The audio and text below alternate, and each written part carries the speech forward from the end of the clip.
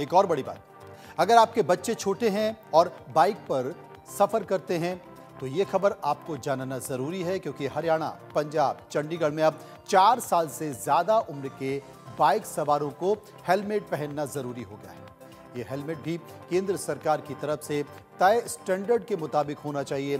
Punjab Haryana high court की chief justice शील नागू और अनिल क्षेत्रपाल की बेंच ने 29 अक्टूबर को इस संबंध में आदेश जारी किए। ये आदेश अब सामने आया है।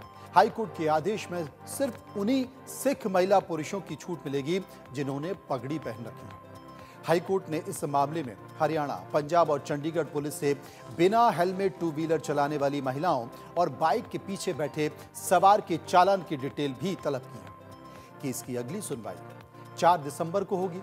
हाईकोर्ट ने अपने आदेश में कहा है कि 4 साल के ऊपर के हर उस व्यक्ति पर ये आदेश लागू होंगे जो टू व्हीलर चला रहे हैं या फिर उसके पीछे सवार हैं। ग्राफिक के जरिए समझिए, ज्यादा बेहतर तरीके से आपको समझ में आएगा, क्योंकि कोर्ट का ये बड़ा आदेश है जिसमें बच्चे भी शामिल हैं। अगर बच्चे भी बैठे हैं तो वो उनको भी हेलमेट पहनना होगा। अब ये आदेश हर तरह की बाइक पर लागू होगा, चाहे उसकी क्लास कोई भी हो।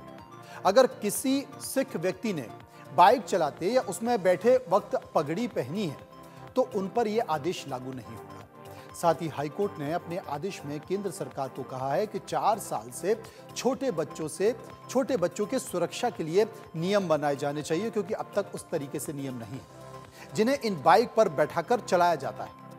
हाईकोर्ट ने यह भी कहा है कि हेलमेट इस क्वालिटी का होना चाहिए कि किसी दुर्घटना की सूरत में वो चोट से सिर पर सुरक्षा कर सके। हाईकोर्ट ने यह भी कहा है कि हेलमेट सिर्फ सिर पर रखा होना चाहिए, बल्कि ये सिर पर बंधा भी होना चाहिए, क्योंकि बहुत सारे केसेस में देखा गया है कि सिर्फ दिखाने के लिए लोग अपने सर पर हेलमेट रख लेते हैं लेकिन उसे बांधते नहीं।